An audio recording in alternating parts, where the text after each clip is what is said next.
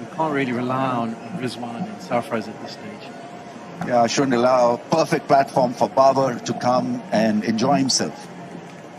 Got to make it tough for number 3 Pakistani batsman who's a star in ODIs.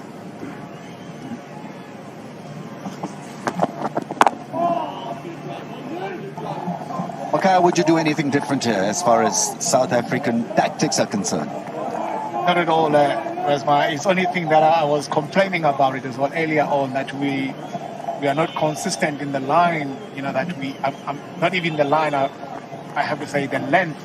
That is so important for me, that if you are able to hit a good length for most of every single deliveries that you bowl, that for me it's important, regardless of the line.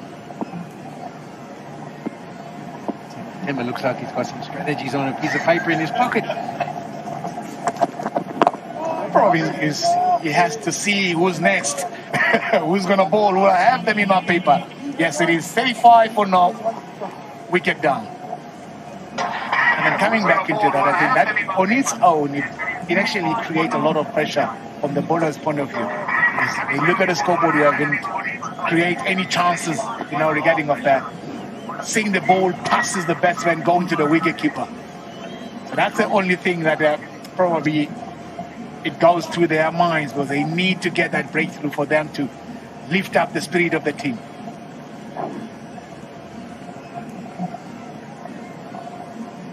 Also, what sometimes happens when you look at a bowling attack that you're going to face, you sort of identify who the star or the gun people, as they talk about these days, about being a gun bowler. You look at the team and the lineup and think of who's the ones we have to be really very sort of, wow, he's deciding to cut loose. We saw some wonderful shots at the Wanderers, and I think he's felt now that he's got himself in and he's ready to go. Beware of the Centurion. He's a mighty striker of the ball.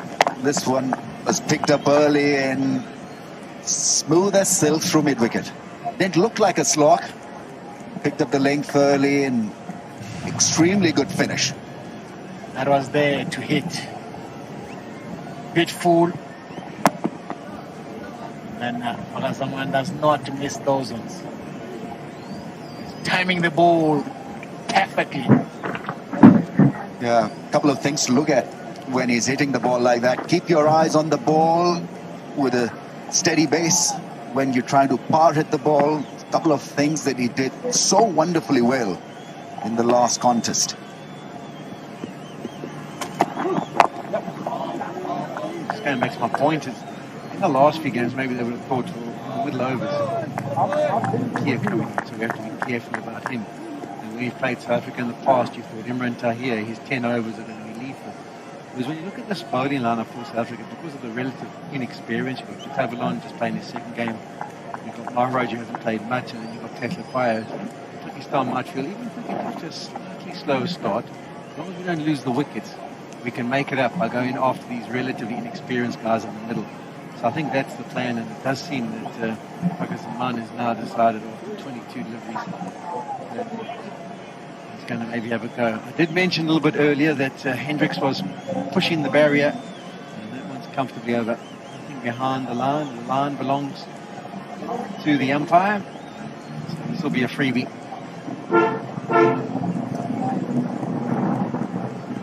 Cannot afford that, South Africa. No wickets down and freebie on a platter. You can shift the field because the non-striker is now on the striker's end, Imam.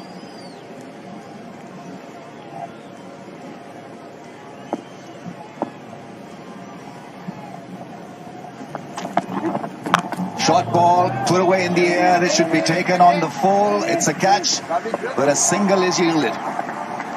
Shorter ball, it took a lot of risk, and it came off well in the end. Was the margin squeeze when you bowl that bouncer?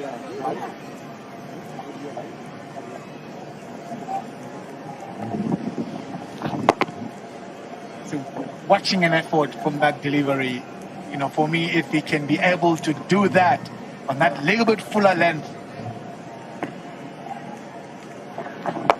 that would be an ideal.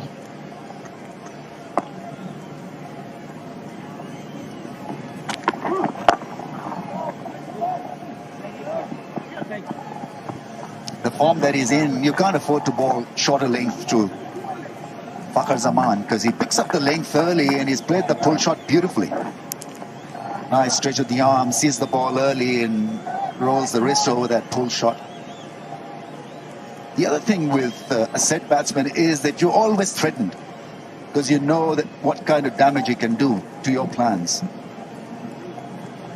So his mere presence would be tough for South Africa to digest.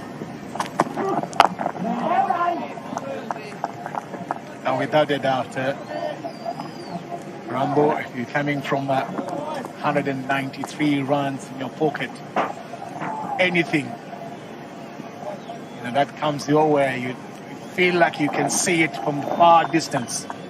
Being able to throw your bat into it.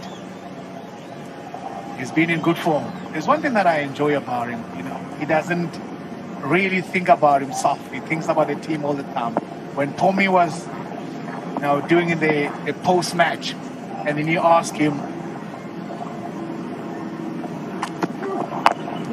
if he thinks that it was one of his best knock, and then he says, no, I cannot say that because I'm on the losing side of the team.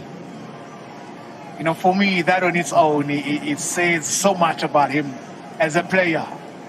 He doesn't think about himself only. He has to think about the team. He will have loved to see being on the winning side. Then he would have said that was his best knock. Yeah, it's very, very gracious.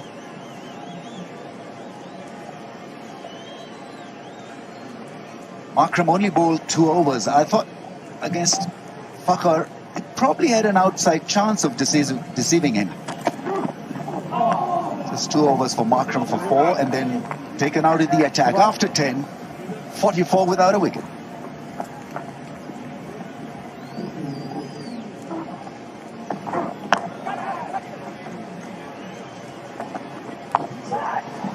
Yeah, there were a few play and misses. Top edges carrying the ball over the rope.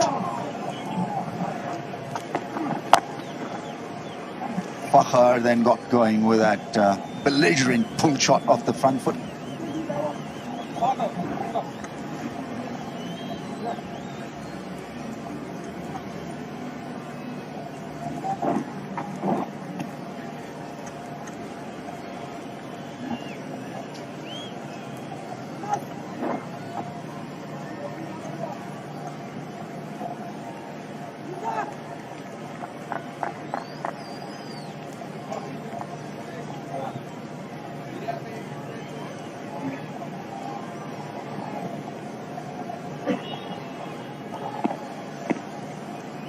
Sibamla is in.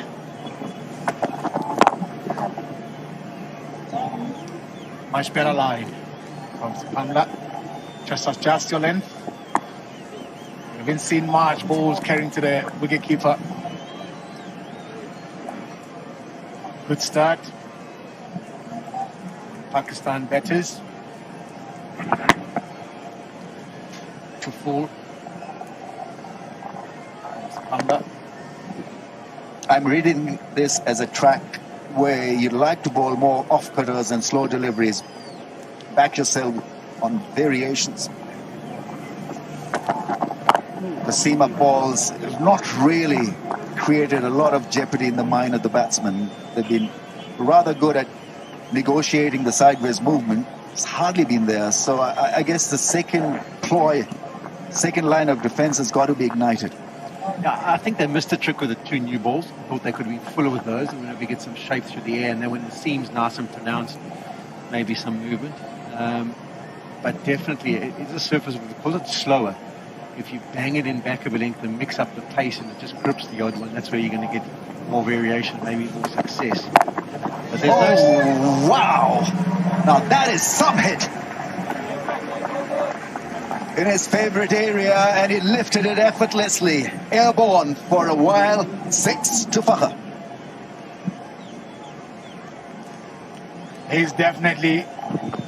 He's looking to do a damage right up front, putting the bowlers under pressure.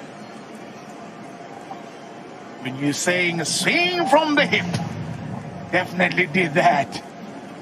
I think this is where the game has changed. back in the era when me and Mackie used to play, in many ways, there wasn't too many guys who used to hit a length delivery early on in the piece out the ground. They would wait until the back end of the match in the final few overs.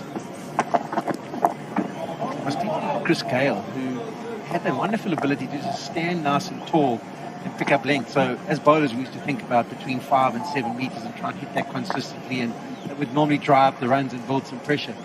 But all of a sudden, they started to flat bat balls that the pitch is in a good area, and that is just over the top of the stumps. It's dragged away with like not really a pick-up pull, just a clearing of the front leg. But this is the 10th over. We only used to see it much later. And that's what's changed the face of the game in these early overs. The guys who have that ability just to flat bat things with a really good length.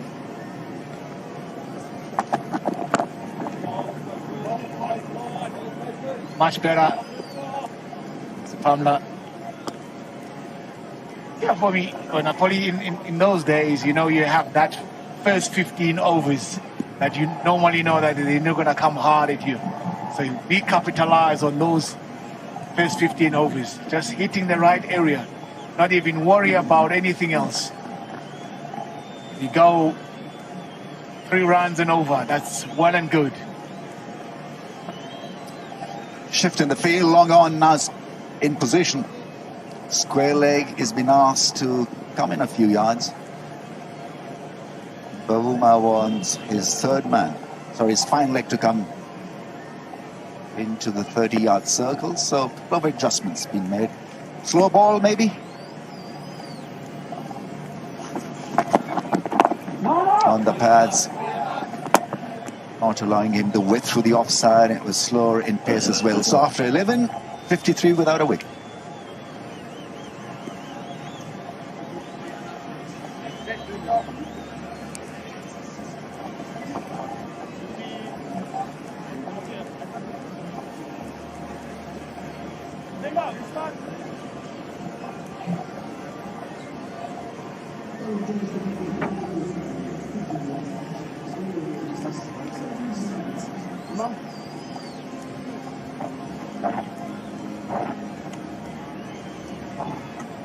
Partnership of 50 of 70 balls.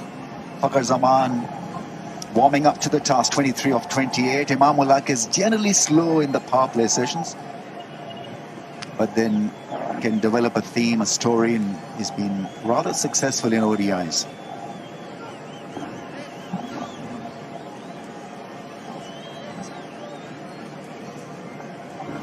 Darren Dupavlon, just his second match. He made his debut against Australia in Potchefstroom.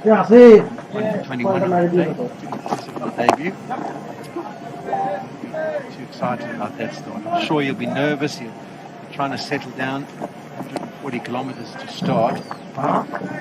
So had some really good success with the Dolphins. That's where the strength of the domestic cricketers is down in the Natal region. And Kaya laughing. Yeah, let that pass. I'll let that pass. Three finals, 2 trophies. It has been a good year for Dolphins. One commentator. You also have to dodge the rain in Durban. So. But here's a skitty customer who uses a little bit as the enforcer with the Dolphins. Runs in and tries to bowl quick at times and rush the batsman. Last delivery, 143. Can get the ball to shape away. Right-handers on his day. Easier said than done, but he's got to treat it like a domestic game. Must not suffer from stage fright. Just look to do what he's done so well during the season. No point in trying to reinvent the wheel.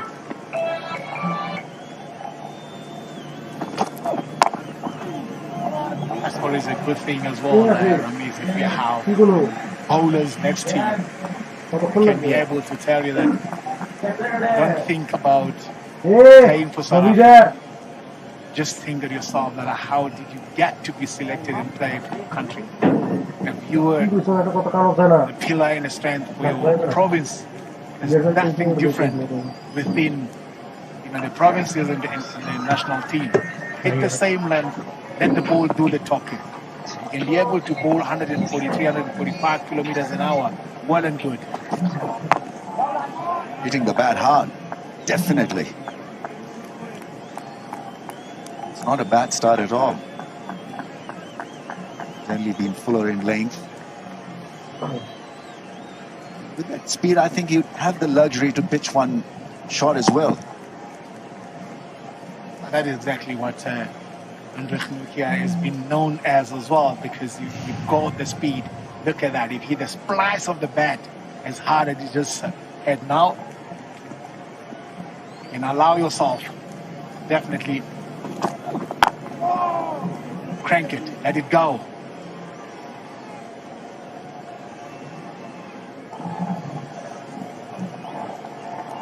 .42 balls for his 27. 64 is the strike rate for Imam. Just wondering whether it may just slow down Fakhar or put more pressure on Fakhar, because he's got to get cracking from his end. Current rate will get them to 232. I think it's a 300 pitch, definitely, if not more.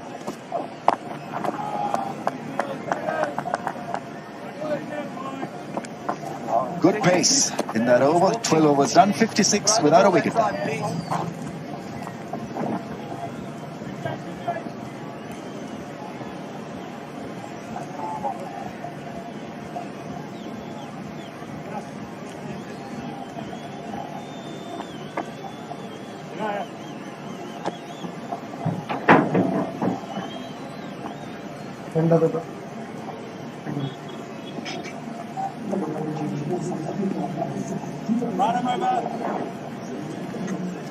Six and over is at least what Pakistan should look at. 284 is the window for them with the bat, at least, bare minimum. That can allow them that they don't lose wickets. So on its own, they can be able to bat these two can bat up until the 20th over. And that allows you the likes of Raza walked in and just expressed themselves. Andile Tetugayo, next bowler from the river end.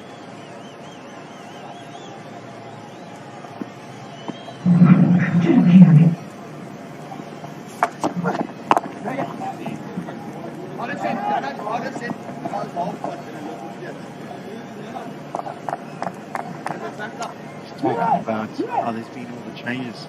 7 to the team today for South Africa. This was the Australia series that happened in March. It was the last series that South Africa played. So Milan took part there. He averaged 76. John Smith averaged 62. Rain 33. So all of them did pretty well in that series. And it's nice to see them get an opportunity. They played in 3 games and some of them 2. It's always just good to just have a look at the stats that were just as well. See that Pavlon and Maharaj both played the game. Maharaj maybe didn't go according to plan. Pavlon 1 for 21 and John Smith contributed nicely, averaging 3 to 1. So because it was so long ago in March, we tend to forget that they actually were part of the squad. They were playing, and it was against the might of Australia who they managed to win that series. So good to see some continuity coming back. Big stars have gone off to the IPL, but these guys were part of the mix. I remember we were talking about that Polly earlier on before the game started.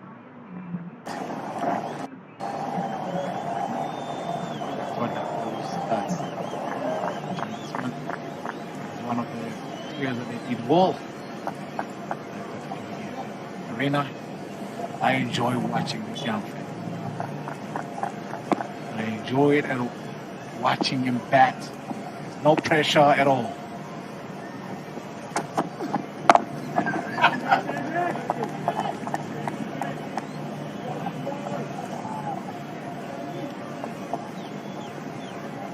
He's got this great ability to pick wickets at Leclerc.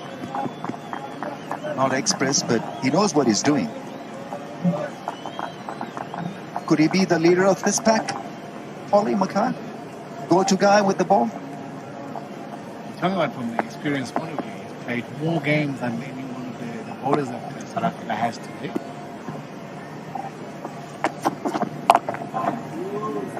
Swatting it for a run. that length just doesn't work against Fakhr. I briefly touched on Markram's little stint, 2 overs for 4. I think there's a story that can be built against Fakhr because his game against spin up front early on can be just a little bit dicey at times. So maybe he should have been given an over or 2 more than what he ended up with. On the pads and fade away softly for a run. Runs coming in singles in that over, and it's 61 without a wicket. That's one of those things as well when you talk about the speed. Most of the countries tend to start the innings with the speed. Go for 4 runs in the first 2 overs. You've got a chance that you can give it more. So for me, that could have been ideal for Buma.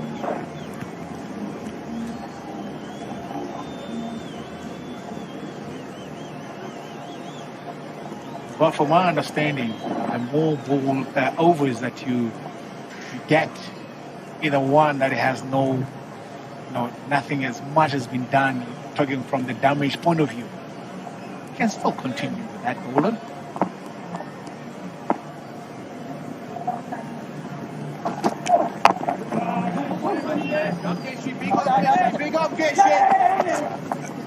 He's coming back for 2 and makes it quite easily in the end. That's good calling. Good batting as well because he played it softly, not with hard hands. Yeah, that was nice. A big part of the ground. As he knocks in there, he's assessing and he's thinking, yes, maybe 2. Glass tried to mention something about Maharaj having a strong arm, but they're always going to be comfortably back for the second.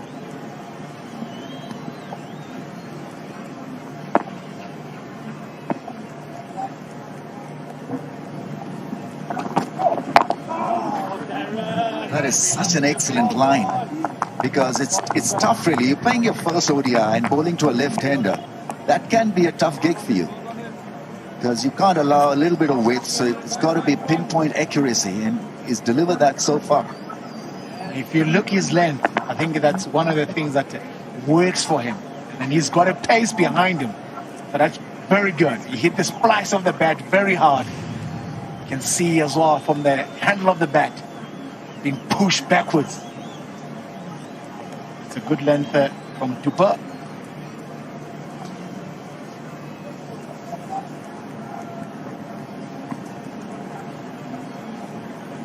The only thing now from him, if he can be able to hit that length consistently.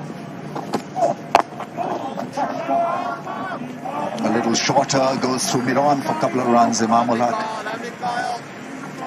I think that the challenge for Dupavi will be that at the provincial level, he hovers at around 140. And for provincial players, that's often quicker than what they experience. When he comes to the top level, you've got guys who can bowl 150 and even 150 plus. So I would think he would just have to continue and progress and just learn the art of getting maybe movement through the air, movement of the seam, or really having a good, solid, slow delivery.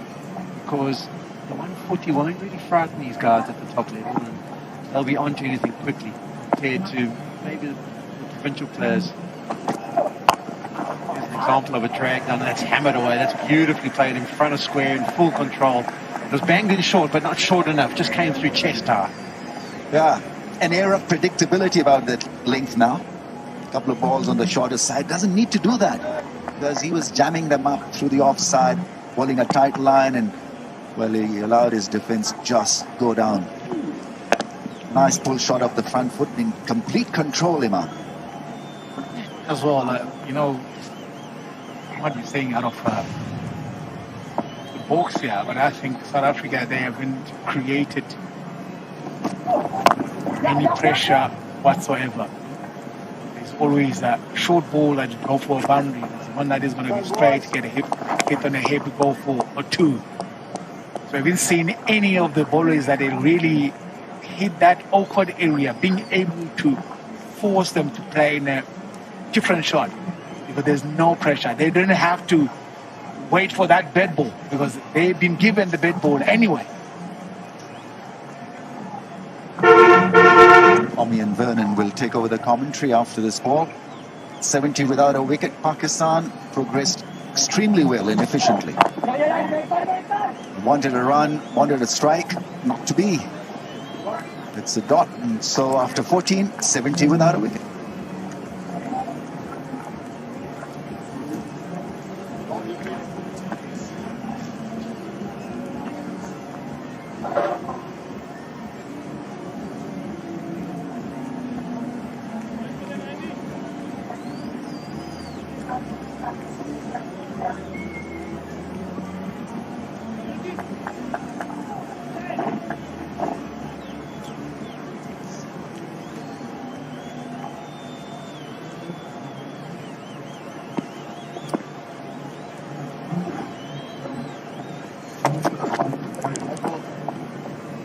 Fives they're going at. Petlugayo into his second over, starts with the wide. Their final, a decider, and for Pakistan they'll feel this is a very good start because they haven't lost a wicket. Timber Bavuma deciding that he wants to field first, having won the toss this time.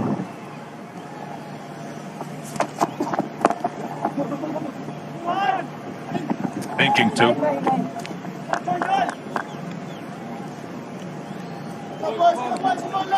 Just the one. Yeah, that's what's happened. 3 wickets. Pakistan won by here. A different role today. They've got to set a score, and then South Africa winning by 17 runs in Johannesburg. Then many of the players that played in those 2 games from either side not in this game today. Fielded. Fielder missed out. And it says, Vernon Philander, that big players, those who have remained within the teams, have to be the ones that stand up and are on show today to take their sides over the line in terms of the series. Yeah, absolutely, Pong. It's a real pity. Being the big side, it's missing the bulk of their players to the IPL.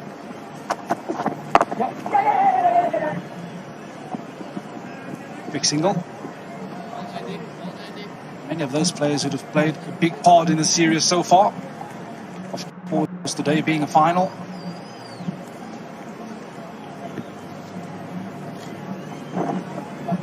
Seven changes for the South African team in total. So they will have to start afresh. This is a real good start for Pakistan, taking into consideration the slowness of the wicket.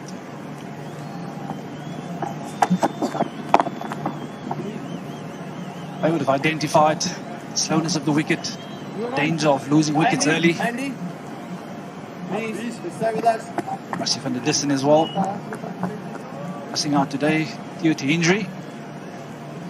Yeah, quad strain. Pity is a big miss because he's in decent form, very good form. Showed how he can shift. Game 1, resurrect an innings. Game 2, put what would be your foot upon the accelerator.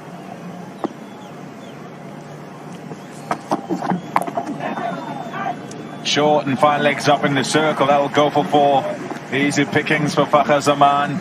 He's in fine touch too.